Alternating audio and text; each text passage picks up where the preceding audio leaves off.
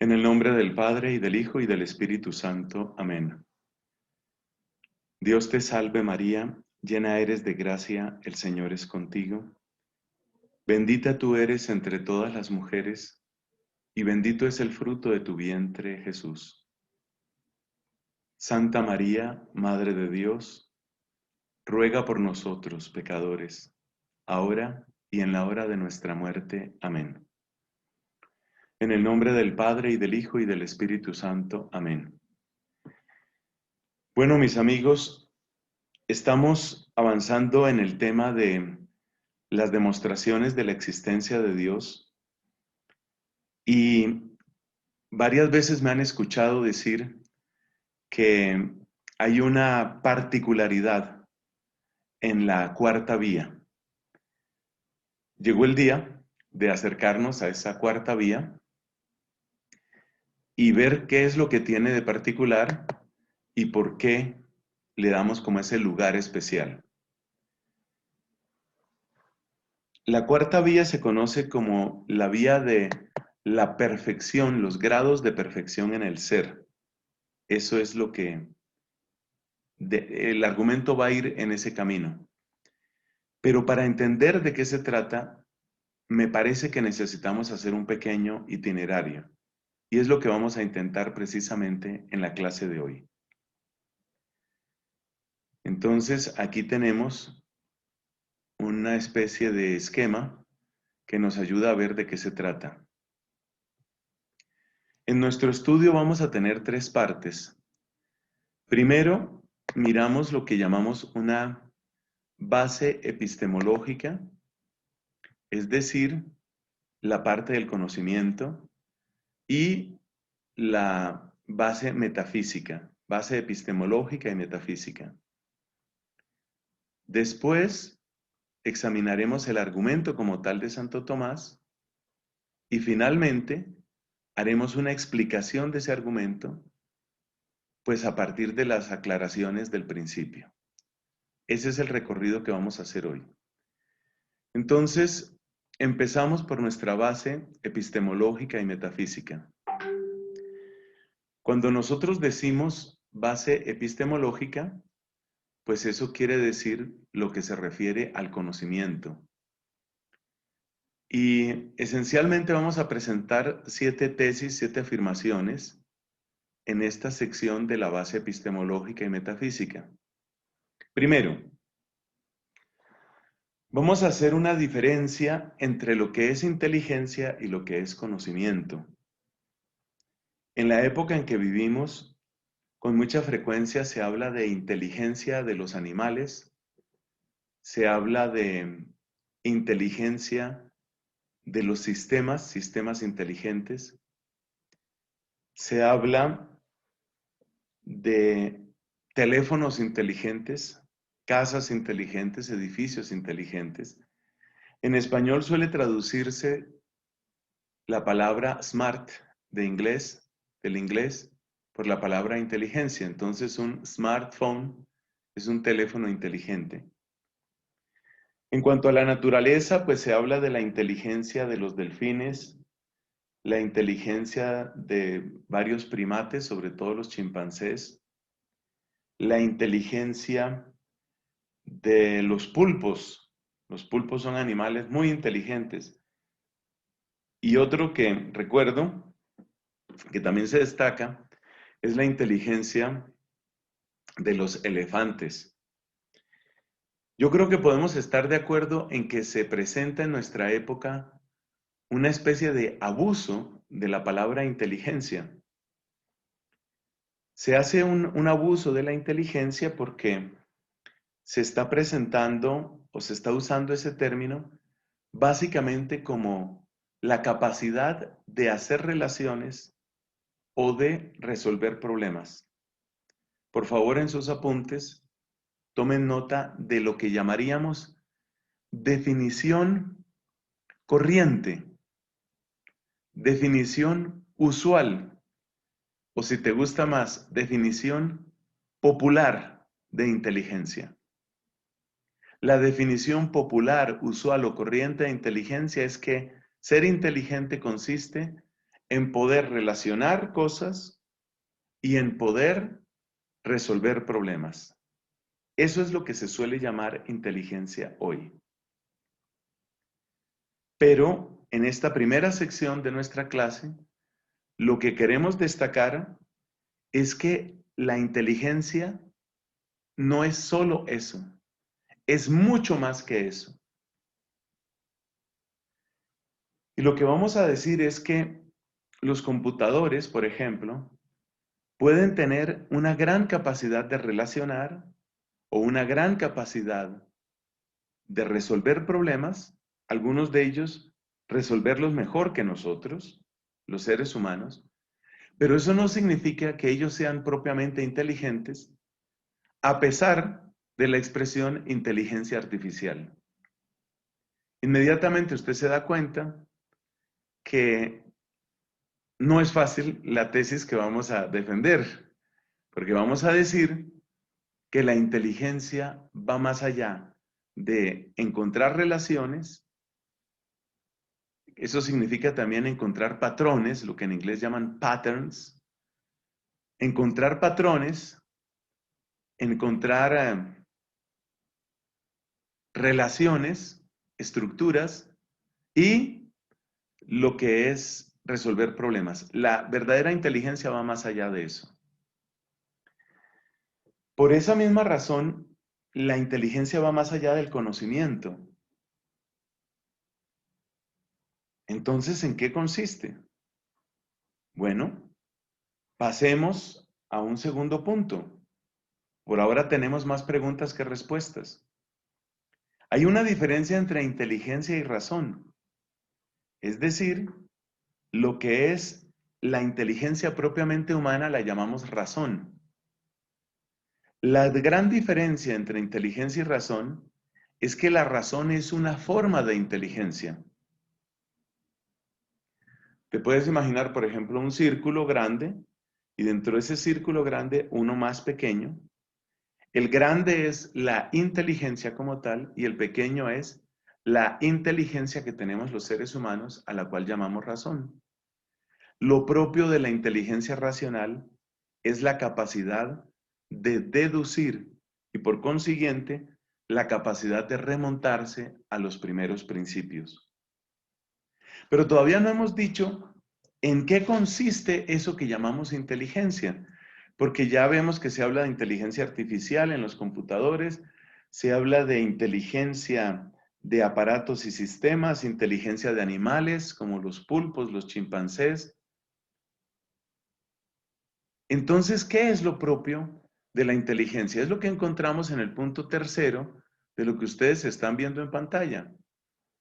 Lo propio de la inteligencia no está en la cantidad de conocimiento, ni tampoco en la capacidad de conectar el conocimiento, sino en la búsqueda del ser a través de preguntas. Esa es nuestra tesis fundamental. La búsqueda del ser a través de preguntas. Y por eso viene la cuarta afirmación. Una cosa es resolver problemas, como hacen los animales, las plantas y los computadores, y otra cosa es realizar preguntas. O sea que el peso lo estamos dando a la palabra pregunta. La palabra pregunta. ¿Y por qué son tan importantes las preguntas? Porque la pregunta es la que nos pone en el camino hacia lo que las cosas son en sí mismas. Entonces vamos a dar esta especie de definición de inteligencia. Inteligencia es la capacidad de buscar y conocer cada vez mejor lo que las cosas son en sí mismas. Lo que las cosas son en sí mismas. Por eso, aquí se habla de las preguntas, aquí se habla de la búsqueda del ser a través de preguntas. Esta parte es absolutamente clave. Búsqueda del ser a través de preguntas. Observe, por ejemplo, esto. Consideremos una vaca y una persona. La vaca tiene hambre y quiere comer pasto. ¿Qué tipo de pregunta puede hacerse la vaca en su búsqueda del pasto?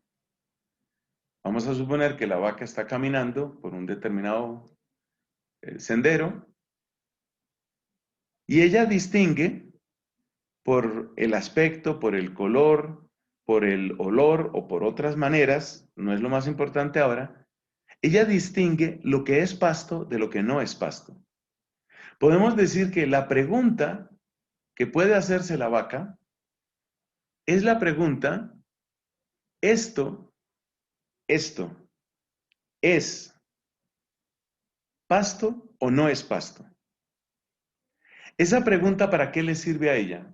Bueno, para que no se coma, por ejemplo, un gusano o una piedra, que no son su alimentación normal. ¿Qué está resolviendo ella con esa pregunta? Esta vaca está resolviendo un problema. La vaca está resolviendo un problema. Su problema es, necesito alimentarme. Está resolviendo ese problema. Y como tiene ese problema, pues lo resuelve preguntando, por así decirlo, ¿esto es o no es comida?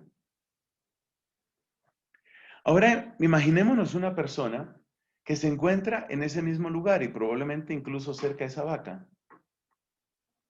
Esa persona también hace preguntas. Por ejemplo, una pregunta que se puede hacer es, ¿por qué hay pasto que es más verde que otro pasto? ¿O por qué el pasto es verde? ¿De dónde le viene el color al pasto? ¿Cómo el pasto le sirve a la vaca? ¿Por qué el pasto es alimento para la vaca? A mí no me gusta, no me interesa el pasto, no es alimento para mí. ¿Por qué hay unos alimentos que son para unos seres y otros para otros? He presentado en este momento 5, 6, 7, no sé cuántas preguntas. Observa que ninguna de esas preguntas responde a una necesidad mía ni a ningún placer directo, ni una necesidad directa ni un placer directo. Una necesidad directa es el alimento, el descanso, el deseo sexual, etc. Un placer directo es agradable de ver, es agradable de saborear, es agradable de sentir. Entonces yo reconozco que hay en el ser humano, vamos a decir, otro tipo de necesidad. Es la necesidad de saber, pero la vaca también necesita saber. La vaca necesita saber si eso es o no es pasto. Pero en aquello que la vaca quiere saber, la vaca está resolviendo una necesidad directa. A esa necesidad directa, por favor, para sus apuntes, la llamamos una necesidad estimúlica. Necesidad estimúlica. Es algo que tiene que ver con el estímulo. En cambio, la persona que se pregunta, ¿por qué el pasto es verde? La persona que pregunta el qué son las cosas, y que pregunta el por qué son las cosas, esa persona no está resolviendo una necesidad estimúlica. Está resolviendo una necesidad o una hambre de verdad. ¿Qué resuelve en la persona el saber por qué el pasto es verde? ¿Qué resuelve eso en la persona? Pues es una gran pregunta esa. De hecho, esa es una gran pregunta. ¿En qué mejora tu vida saber por qué el pasto es verde?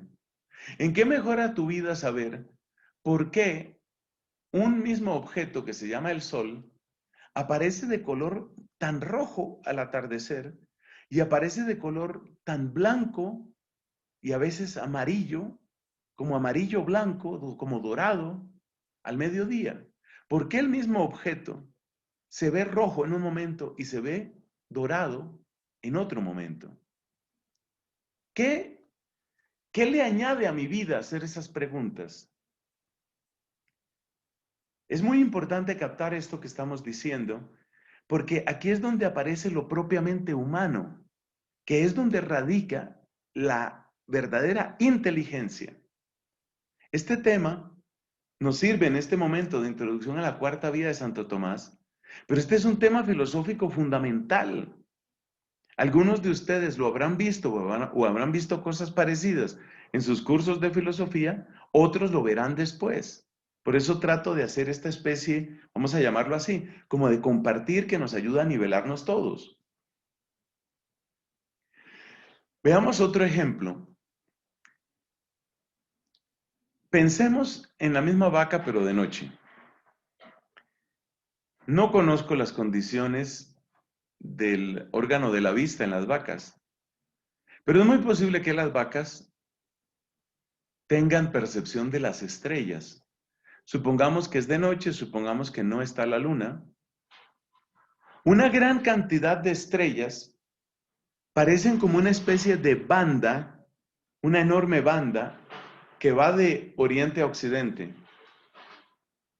Y a lo largo de la noche, si te quedas mirando el cielo, te das cuenta que esa banda de estrellas, esa banda de luces, se va moviendo poco a poco, precisamente, de oriente hacia occidente.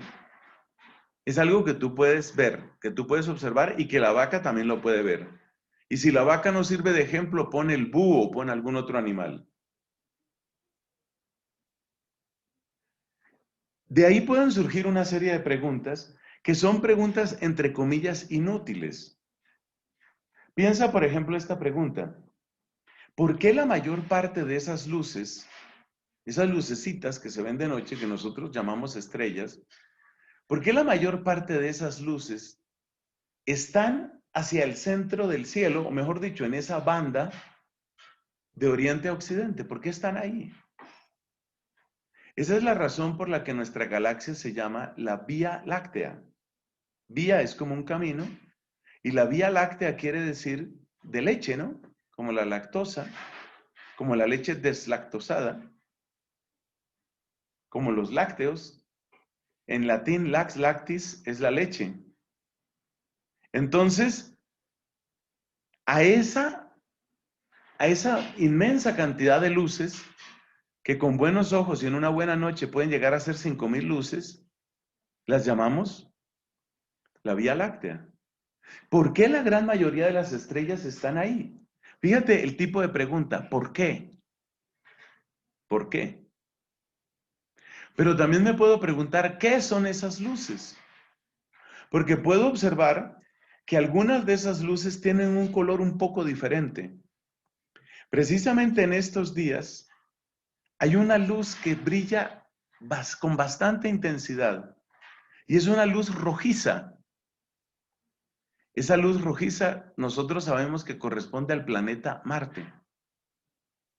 Entonces, un búho, que supongo que tiene muy buena vista de noche, un búho puede darse cuenta, si ellos tienen esa percepción del color, que hay una luz que es rojiza, pero no solo eso. Si tú observas durante varias noches, durante muchas noches, esa luz rojiza que es Marte, tú observas que Marte no se mueve de la misma forma que las otras estrellas. Es decir, va apareciendo en distintos lugares. Es algo que requiere meses de observación. Básicamente, tú puedes ver que Marte se mueve más o menos de esta forma. Avanza, retrocede un poco, avanza más, retrocede otro poco, avanza más. Se necesitan muchas noches de observación para darse cuenta de eso. Es muy posible que un búho tenga mejores ojos que yo, pero el búho no se hace la pregunta que yo me hago. ¿Por qué eso tiene otro color? Y ahora yo vuelvo a hacer la pregunta. Mi pregunta es sobre las preguntas. ¿Qué me resuelve a mí esa pregunta? ¿Qué me resuelve a mí? Una primera respuesta sería, bueno, es curiosidad. Y la curiosidad también la tienen los animales. Se ha visto en muchos primates, se ha visto en pájaros y por supuesto en los gatos, que por algo existe el refrán, la curiosidad mató al gato. Pero vamos a ver si es simple curiosidad. Vamos a ver si es simple curiosidad. Entonces, existe en el ser humano una capacidad de preguntar que no se refiere a la respuesta a estímulos. Existe en el ser humano una capacidad de preguntar que no consiste en resolver necesidades o procurarse placeres. De hecho, darse cuenta de la manera como se mueve Marte no es un placer. Se requiere perder muchas horas de sueño durante muchas noches para darse cuenta de eso. Y seguramente se necesita tomar buena nota de ese movimiento. Entonces, ¿por qué hacemos las preguntas que tienen la partícula por qué? ¿Por qué preguntamos por qué? ¿Por qué preguntamos qué? ¿Qué es esto? ¿Qué es esto realmente? ¿Son dioses? Los antiguos, romanos y griegos, veían en esa luz rojita, veían una manifestación de un dios. Y precisamente como es una luz rojita o rojiza, decían que era sangre. Y como era sangre, entonces decían tiene que ser el dios de la guerra.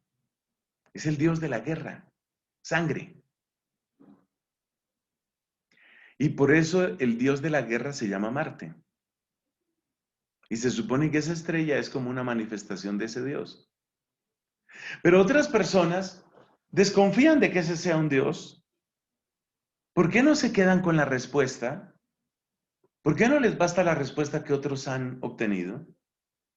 Según dice el filósofo y teólogo Bernardo Lonergan, hay una necesidad en la razón humana, una necesidad de preguntarse, ¿de verdad es así?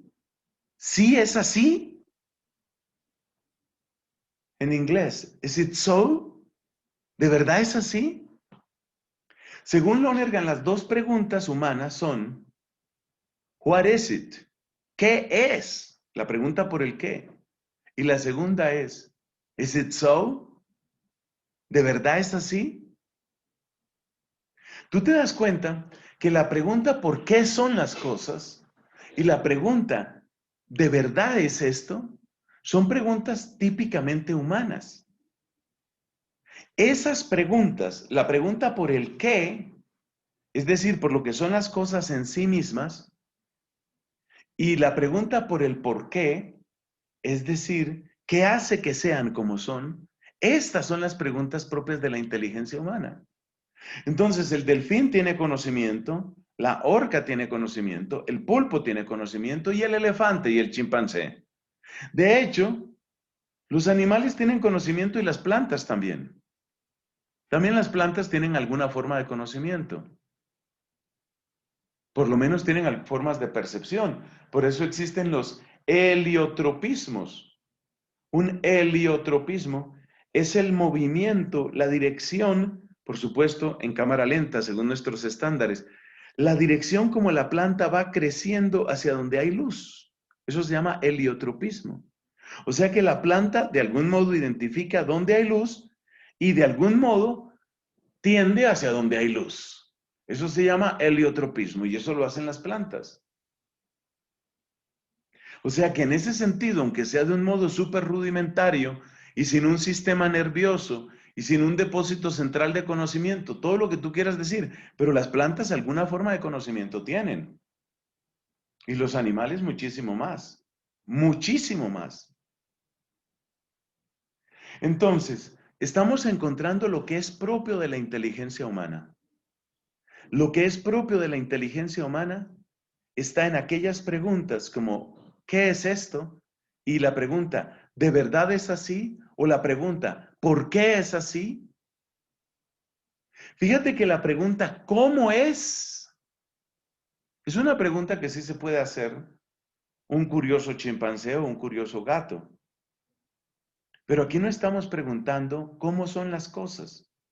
Entonces aparece la diferencia entre la curiosidad que existe a nivel perceptual, es decir, a nivel de conocimiento sensitivo, el conocimiento que dan apenas los sentidos. Esa es la curiosidad perceptual. Y existe otro conocimiento que es la curiosidad propiamente intelectual.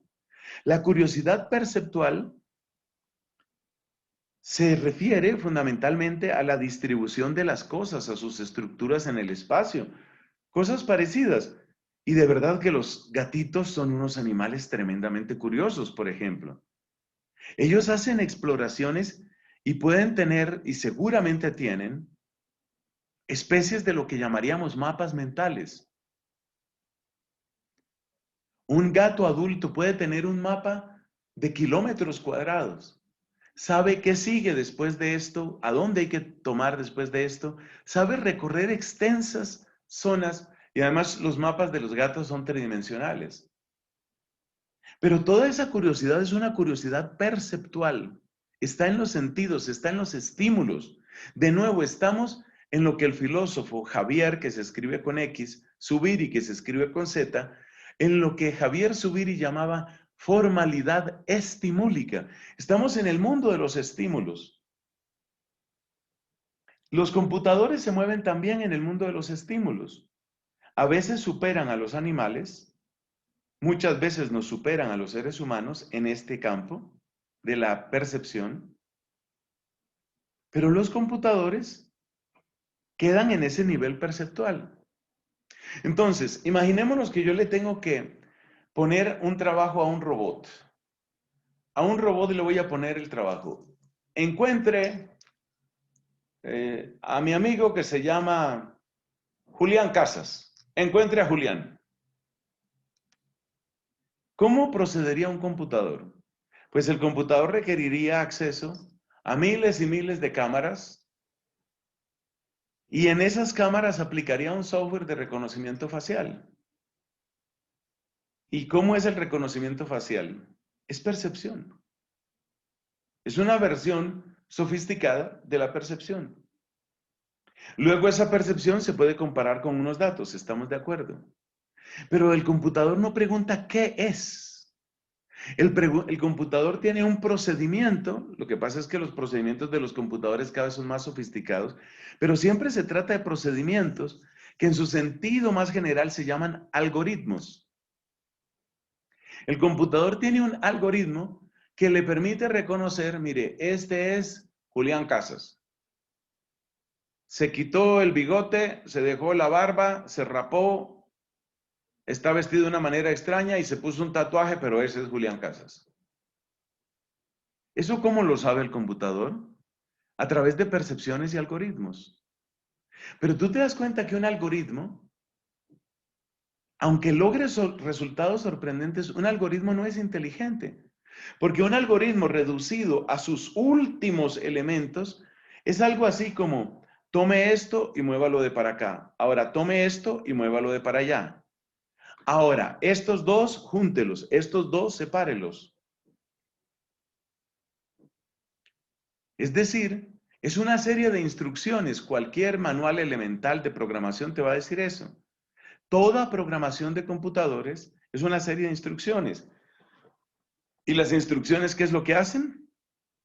Las instrucciones lo que hacen es cambiar depósitos de memoria. Esencialmente ese es un computador. Una serie de instrucciones que manejan otras instrucciones, que manejan otras instrucciones, que manejan en último término depósitos de memoria.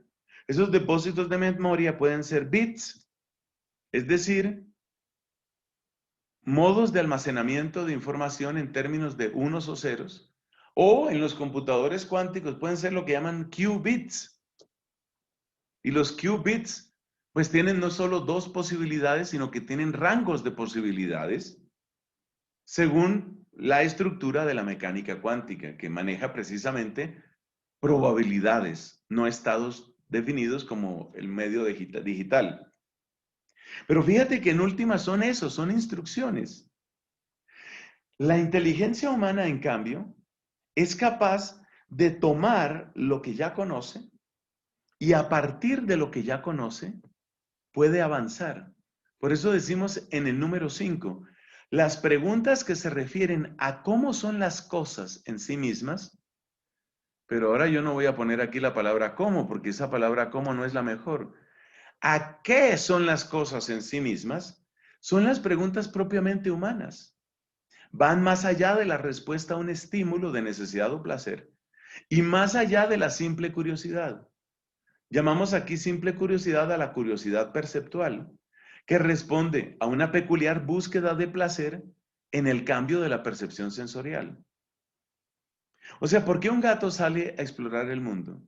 Porque necesita ver otras cosas, necesita otros estímulos. De hecho, una de las formas de tortura para animales y para seres humanos es limitar los estímulos. Limitar los estímulos hace que la persona pueda incluso llegar a enloquecerse. Entonces, lo propio de la inteligencia humana está en la capacidad de hacer preguntas que buscan qué son las cosas en sí mismas.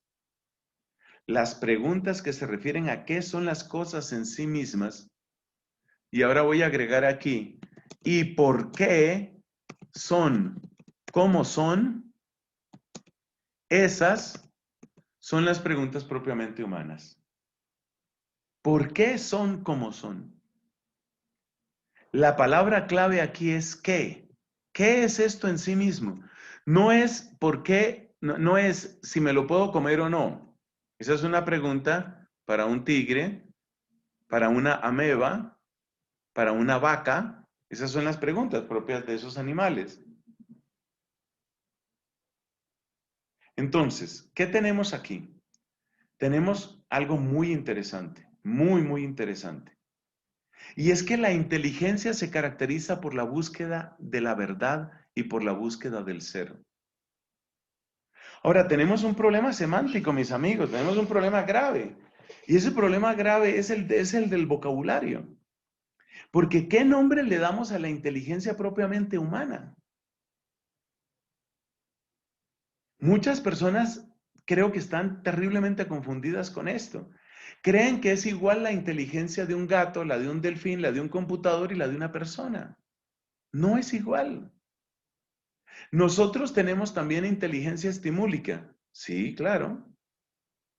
Pero nuestra inteligencia estimúlica, por darle ese nombre, nuestra inteligencia estimúlica está completamente rodeada, superada, penetrada por la inteligencia propiamente conceptual, que es la inteligencia propiamente humana, la que pregunta el qué y el por qué.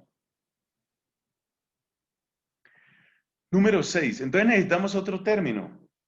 En alguna clase que di hace unos años, algún estudiante proponía algo interesante. Decía que a la inteligencia propiamente humana era mejor llamarla entendimiento. Probablemente esa es una buena idea. Llamarla entendimiento. Dejar la palabra inteligencia para lo que significa resolver problemas, de modo que no peleamos con los que hablan de inteligencia artificial, inteligencia del pulpo, inteligencia de la planta. ¡Ay, qué inteligente que es este perrito! ¡Qué inteligente que es este canario! ¿Viste cómo se salió? ¿Viste cómo movió y se salió? ¡Qué inteligente que es ese canario! Pues resulta que si vamos a dejar la palabra inteligencia para eso, entonces necesitamos una palabra para qué es lo que sucede en nosotros. Y me proponía un estudiante, llamemos a la inteligencia propiamente humana, llamémosla entendimiento. Puede ser, porque hay un problema semántico ahí. Entonces, lo importante es que nos quede claro que nosotros los humanos tenemos una forma de inteligencia que no la tienen los demás. Y esa forma de inteligencia se caracteriza por preguntas del tipo, ¿qué es esto en realidad? ¿Qué es esto en sí mismo? ¿Y por qué es así como es? Las preguntas del qué y del por qué. Esas preguntas pueden parecer, a nosotros nos puede parecer que las hacen, nos puede parecer que las hacen también los animales.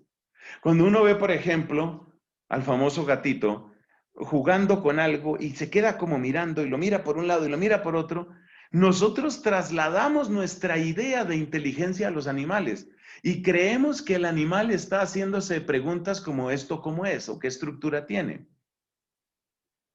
Pero hay un modo muy sencillo de saber que no ese es el tipo de preguntas que se está haciendo el animal. Es decir, el animal se está haciendo preguntas, pero preguntas perceptuales. Y hay una manera muy sencilla y muy bella de saber por qué las preguntas perceptuales son las que los caracterizan a los animales. Resulta que las preguntas que tienen que ver con el ser, las preguntas que nos hacemos los seres humanos, son preguntas que construyen sobre lo que se conoce. Para mí el mejor ejemplo es el del fuego. ¿Qué necesitas saber sobre el fuego? Un gato. ¿Qué necesitas saber sobre el fuego? Nada. Que le produce una sensación desagradable y que hay que evitarlo. Si hay un campamento y se rodea de antorchas, ahí no entran felinos. Ya está. Ahí no me meto yo. Hay fuego, yo no me meto ahí. El ser humano, por supuesto, se puede quemar también y es desagradable quemarse. Pero el ser humano, al preguntarse qué es el fuego en sí mismo, por qué calienta el fuego, al preguntarse por la naturaleza del fuego, domina el fuego. Este dato es fundamental, mis hermanos. Las preguntas que dan dominio sobre las cosas son las preguntas que tienen que ver con qué son las cosas en sí mismas. Por eso, ningún gato ha dominado el fuego, ningún gato, ningún elefante ha dominado el fuego. ¿Por qué? Porque para dominar al fuego, para poner al fuego al servicio nuestro, se necesita preguntarse qué es, para saber dentro de lo que es el fuego, qué me sirve y qué no me sirve. Es decir, el uso demuestra el tipo de pregunta. Decía simpáticamente un obispo que me parece que es admirable en muchos aspectos, Robert Barron, es obispo auxiliar actualmente de la Arquidiócesis de Los Ángeles. Decía Robert Barron, se habla mucho de la inteligencia de las orcas, de los delfines. ¿Dónde están las bibliotecas de los delfines? Es decir, si tú tienes un conocimiento del ser, tú puedes construir sobre el ser. Por eso, si tú comparas las viviendas de los seres humanos de hace 100 años, de hace 500 años, de hace 1000 años o de hace 10,000 años, tú detectas una línea que se llama progreso, progreso. Esto va mejorando, va creciendo, porque el conocimiento del ser permite el dominio sobre el ser. Escribe eso, por favor. El conocimiento del ser permite el dominio sobre el ser, y los animales no dan muestra de dominio sobre el ser. No dan esa muestra, lo cual a su vez demuestra que su curiosidad y que lo que parece para nosotros que es una pregunta de ellos es solamente curiosidad perceptual. Llegamos al punto 6. Ya casi terminamos esta primera parte que es la más densa. Así pues, nuestras preguntas apuntan al ser. Y el conocimiento que proviene de esas preguntas es conocimiento del ser, de lo que es decir, de lo que son las cosas en sí mismas. ¿Por qué insisto tanto en lo que son las cosas en sí mismas? Porque los animales conocen las cosas, pero conocen a las cosas como respuestas a sus necesidades estimúlicas. Entonces, ¿una vaca conoce el pasto? Claro que lo conoce, claro. ¿La vaca conoce la Vía Láctea? Probablemente sí. Si los ojos le dan para eso, probablemente sí. Pero es que lo que nosotros conocemos es distinto, porque a nosotros nos interesa no simplemente que hay luces que están ahí, unas luces allá arriba, no, no es eso. Es qué son esas luces. Y hasta que hemos descubierto que esas luces son estrellas. Hasta que hemos descubierto que algunas de esas luces que parecen estrellas no son estrellas, son galaxias. Entonces, el conocimiento del ser tiene estas características. Es un conocimiento abstracto, es un conocimiento útil y es un conocimiento que supera el estímulo, que va más allá del estímulo, incluso prescinde del estímulo. Prescinde, digamos, en cuanto que es abstracto. Entonces, el conocimiento que da la inteligencia es un conocimiento que va más allá del estímulo. Es un conocimiento abstracto y es un conocimiento que construye sobre el ser. Construye sobre el ser. es decir, un conocimiento que domina. Por último, y cerramos esta primera parte, entendemos que ese conocimiento es perfectible. Por eso lo que nosotros sabemos, nosotros como humanidad, sabemos hoy sobre la Vía Láctea, es muchísimo mayor de lo que se sabía hace 100 años de la Vía Láctea, de lo que se sabía hace 300 años de la Vía Láctea. Y si Dios permite que haya seres humanos dentro de 3 siglos, en el siglo 23, los seres humanos sabrán muchísimo, pero muchísimo más sobre la Vía Láctea de lo que sabemos nosotros. En mi propia vida yo lo he experimentado. Cuando yo era niño, apenas empezaba a hablar del tema de los llamados agujeros negros. Hoy se sabe que en nuestra propia galaxia, que en el centro de nuestra propia galaxia, existe un agujero negro en nuestra galaxia. Entonces el conocimiento va creciendo, pero es siempre un conocimiento que profundiza en el ser. Desde el principio el conocimiento propiamente humano es un conocimiento del ser.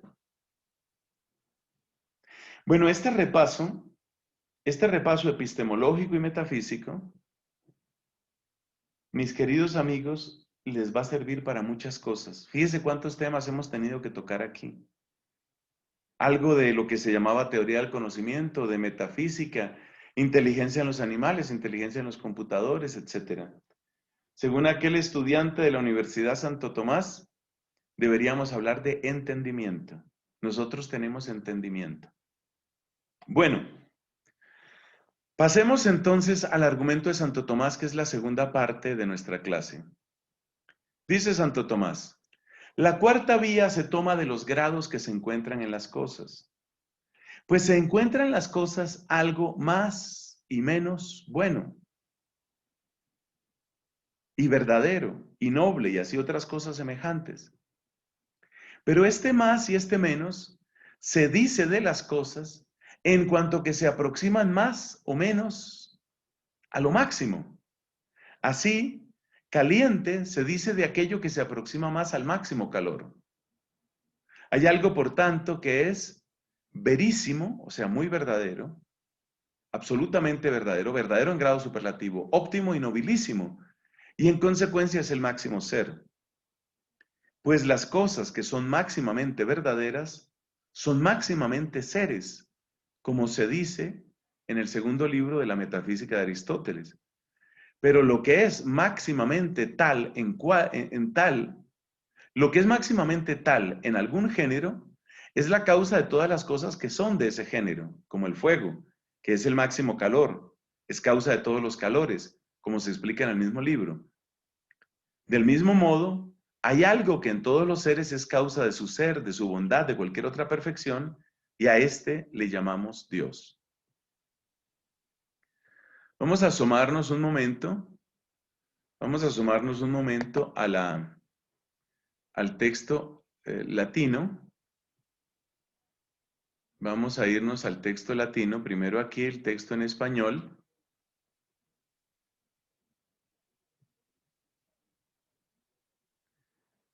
Esta es la edición en español que ustedes conocen muy bien. Y aquí nos podemos ir al texto latino. A ver, ¿cómo tengo que abrir esto?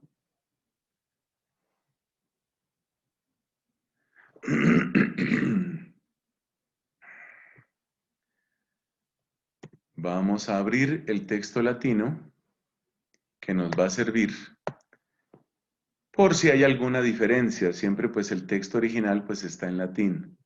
Aquí tenemos la referencia en latín del artículo tercero. Perfecto.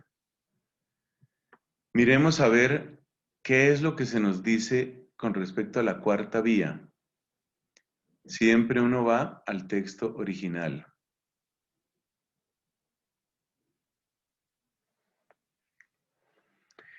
Dice aquí, cuarta vía sumitur ex gradibus qui in rebus inveniuntur. Ahí empieza. Ahí la estoy destacando. Invenitur enim in rebus, aliquid magis et minus bonum et verum et nobile et sig de ali suyusmodi. La cuarta vía se toma de los grados que encontramos en las cosas. Pues se halla en las cosas algo que es más o menos, es la traducción que tenemos, realmente no hay mucha diferencia. Luego dice, sed magis et minus dicuntur de diversis, secundum quod appropinquant diversi modo ad aliquid quod maxime est. Esta es la frase problemática, esta es la frase que nos va ahí, la frase que vamos a tener que examinar. Magis et minus dicuntur de diversis, secundum quod appropinquant diversi modo ad aliquid quod maxime est. El ejemplo que utiliza Santo Tomás es malo, ¿no? Porque el ejemplo que él da es el del fuego y él presenta el fuego como si fuera el máximo calor. Por supuesto, a un científico eso le da risa, ¿no? Las temperaturas del fuego sobre esta Tierra difícilmente superan los 1000 grados centígrados y en la corona del Sol, aquí nomás, se encuentran temperaturas de millones de grados centígrados. Entonces el argumento puede quedar un poco oscuro, pero la frase clave es esta que estoy destacando. Es más, vamos a dejar exclusivamente la frase. Aquí está exclusivamente la frase. Magis et minus dicuntur de diversis secundum quod appropinquant diversi modo ad aliquid quod maxime est. Bueno, entonces vamos a nuestra explicación, pasemos a la tercera parte. Pasemos a nuestra explicación. ¿Y qué muestra la explicación? Explicación del argumento. Pregunta clave. ¿Por qué decimos que algo es mejor? La pregunta clave es esa. ¿Por qué decimos que algo es mejor? No nos referimos a la utilidad o placer, es decir, no nos referimos a lo que Zubiri llamaba formalidad estimúlica. No estamos hablando, por ejemplo, de que este pastel es más delicioso que este pastel. La respuesta ahí es muy sencilla. Me produce mayor sensación de sabor, produce mayor sensación o mejor sensación de sabor este pastel que este otro pastel, ya está. Pero aquí hemos destacado el verbo ser. ¿Por qué decimos que algo es mejor que otro? No nos referimos a la utilidad o placer que pueda procurarnos, sino algo que es mejor en la realidad de su ser. Por ejemplo, cuando usted dice, vamos a estudiar el proceso de paz en Colombia. Y dentro del proceso de paz en Colombia, vamos a estudiar cómo se han resuelto distintos casos. Entonces usted analiza un determinado caso. ¿Qué se hizo en este caso, por ejemplo, con este jefe guerrillero? ¿Qué se hizo en este otro caso con este otro jefe guerrillero? Ambos dentro del proceso de paz, la paz que todos queremos. Y usted dice, fue más justo el proceso que se le hizo al jefe A que el proceso que se le hizo al jefe B. Ese es el tipo de discernimiento por el que estamos preguntando aquí. ¿Por qué decimos que algo es mejor? ¿Por qué decimos que algo es mejor? Estamos suponiendo un caso en el que a mí me ponen a estudiar esos expedientes. Es decir, yo no voy a recibir ni más dinero, ni menos dinero, ni más placer, ni menos placer, ni más aplausos, ni menos aplausos. Simplemente yo me doy cuenta de que un proceso es mejor que otro. Ahí es donde tenemos que situar nuestra pregunta. ¿Por qué decimos que algo es mejor que otra cosa? Mira que no es una pregunta tan fácil de resolver. No es una pregunta tan obvia.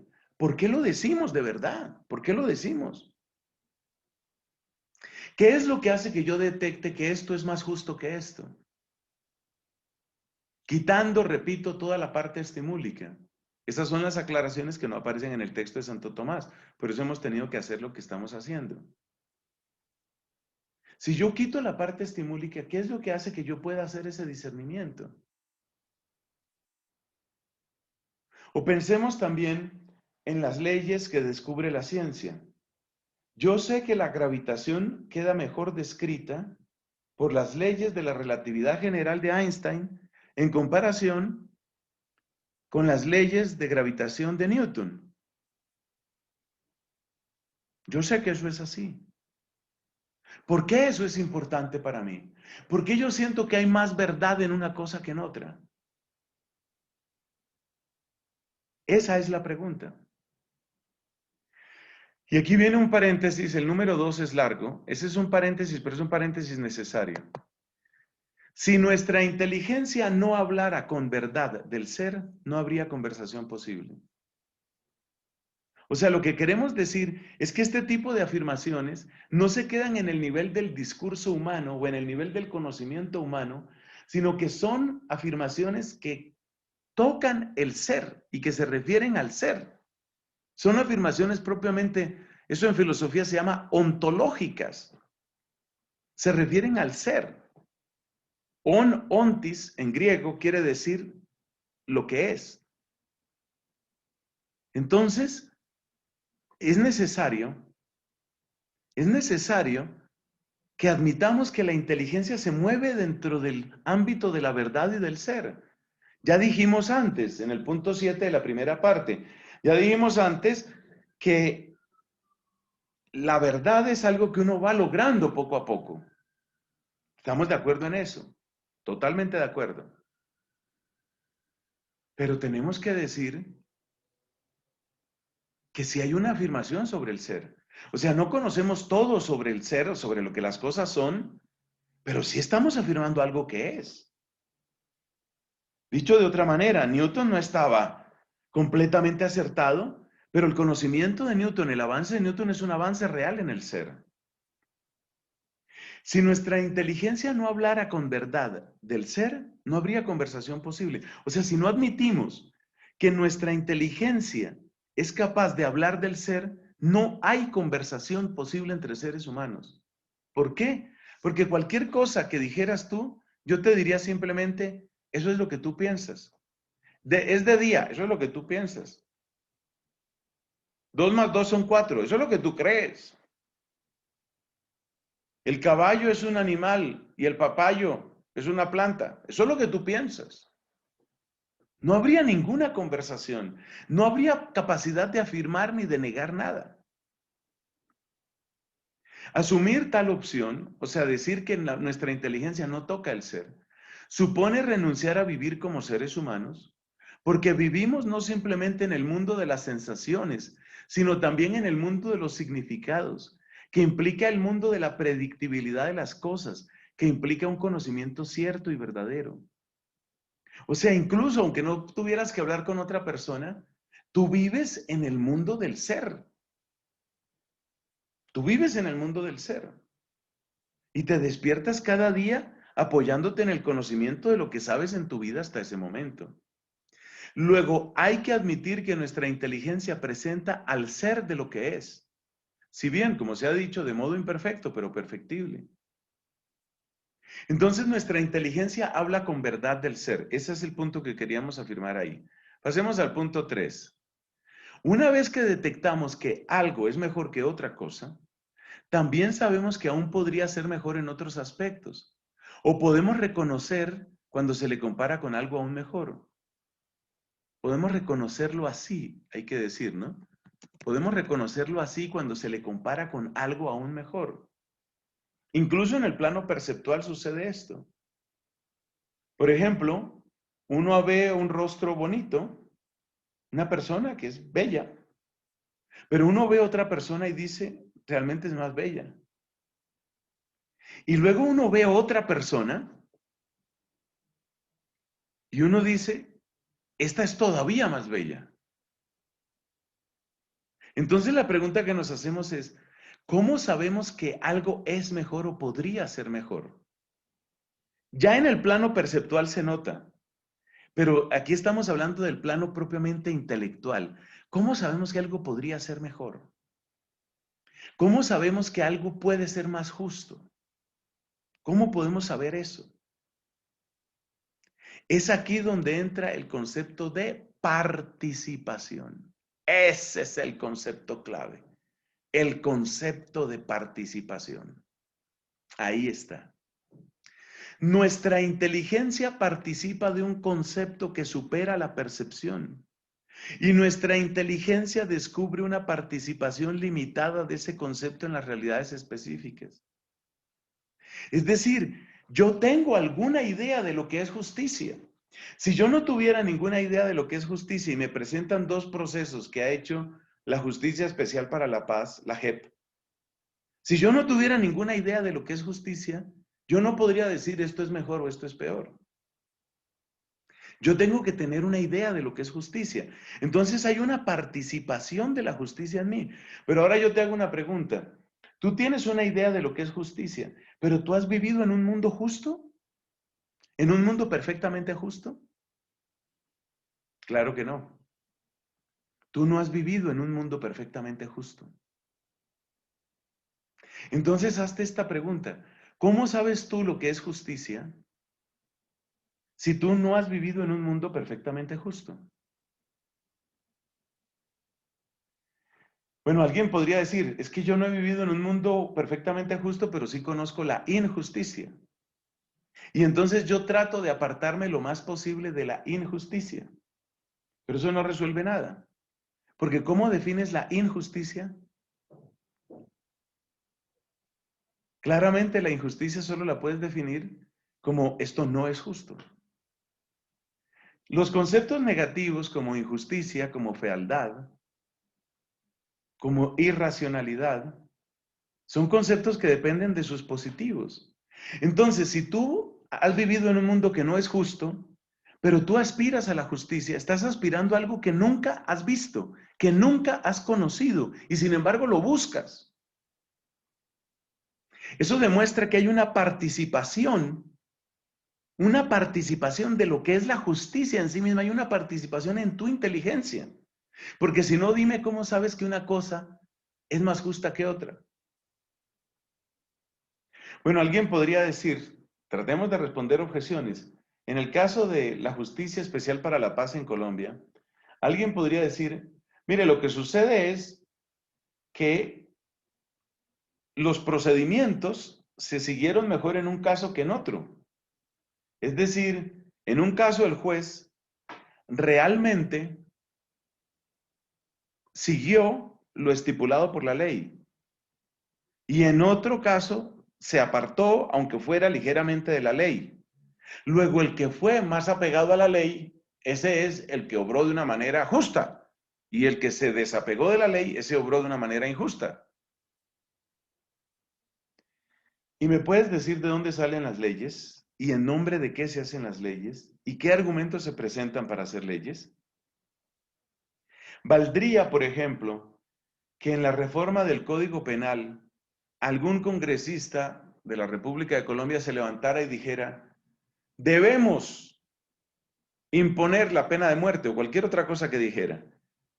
Debemos imponer la pena de muerte. ¿Qué es lo primero que le van a decir? ¿Por qué? Presente sus argumentos. Y en esos argumentos, ¿qué crees tú que va a aparecer? Tendrá él que decir, según su entender, por qué eso es más justo o es mejor para la justicia. O sea, esto no tiene escape. Realmente, si nuestra inteligencia puede discernir entre lo que es mejor y lo que es peor, es porque tiene una forma de participación en un concepto que supera nuestra percepción. No hay otra explicación. Y eso también demuestra por qué, quitando los casos puramente estimúlicos, a los animales no les preocupa la justicia. Eso no existe para ellos. Ni les preocupa propiamente la verdad. Eso no existe para ellos. Le interesa el estímulo que responda a la necesidad. Por eso existen los venenos para distintos animales que consideramos en cierto momento indeseables. ¿Qué es un veneno? El típico veneno que es algo que perceptualmente, estimúlicamente, le sabe bien, le sabe apetecible a ese ratón o a esa culebra o el animal que se quiera eliminar. Y como el animal va a ir detrás de la percepción, se come el veneno y se muere. Así funcionan los venenos. En cambio, el animal que dijera, oiga, un momento, mi tío ratón murió, mi mamá ratona murió, dos de mis hermanos ratones murieron porque comieron esto. ¿Qué es lo que hay ahí? Esa sería una pregunta inteligente. Y el que se hace ese tipo de pregunta se salva. Eso se llama inteligencia humana. No es la que encontramos ciertamente en los animales. Entonces se da una participación en la inteligencia humana, pero se da también una participación de lo que es bueno, de lo que es mejor y de lo que es óptimo.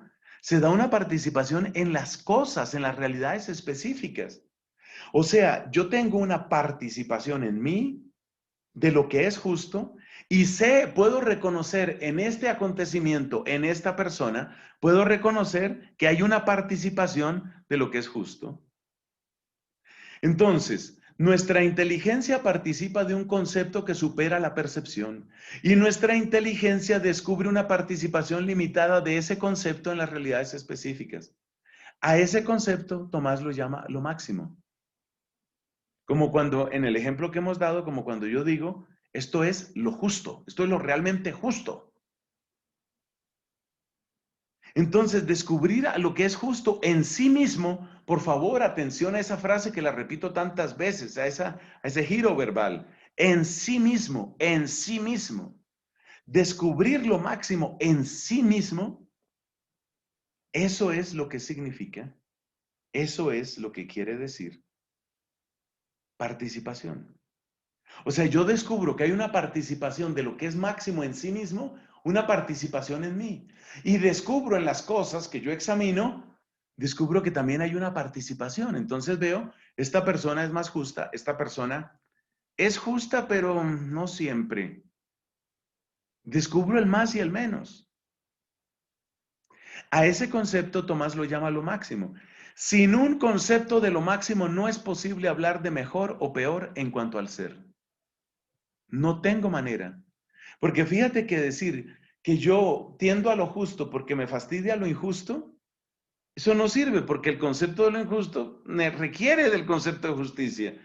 Decir que yo tiendo a lo justo porque me apego más a las leyes o tal persona se apega más a las leyes, no sirve porque apegarse más a las leyes únicamente pospone el problema de dónde salieron las leyes, cómo se hicieron las leyes.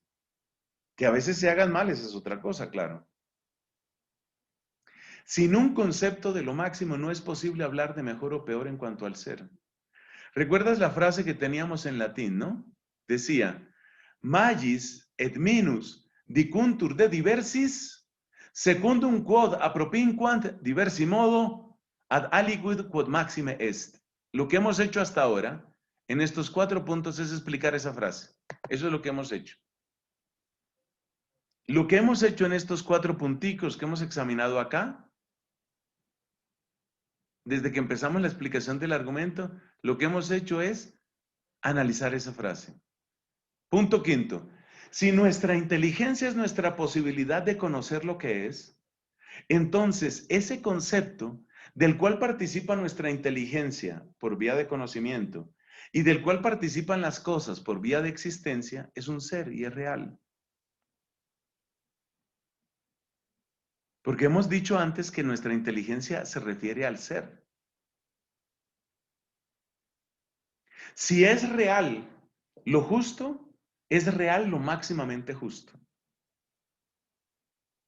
Ese ser, número 6, ese ser en cuanto real es lo que hace posible que podamos hablar de lo que es más o es menos.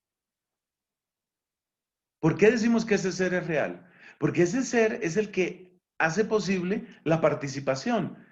Si ese ser no existiera, entonces tendríamos una participación de la nada y la nada no puede ser participada. Entonces ese ser existe. Ese que es máximamente justo existe. Ese ser en cuanto real es lo que hace posible que podamos hablar de lo que es más o es menos. Y en ese sentido, como es el que permite que se hable así, es causa de lo que es más o es menos. Causa en el sentido de que sin él no podría existir lo que es más o es menos porque no habría participación. Y termina él diciendo, a ese ser máximo lo llamamos Dios. Dice aquí, Est igitur aliquid quod est verissimum. Entonces, fíjate aquí, aquí estamos, los puntos 6 y 7 nuestros son estos.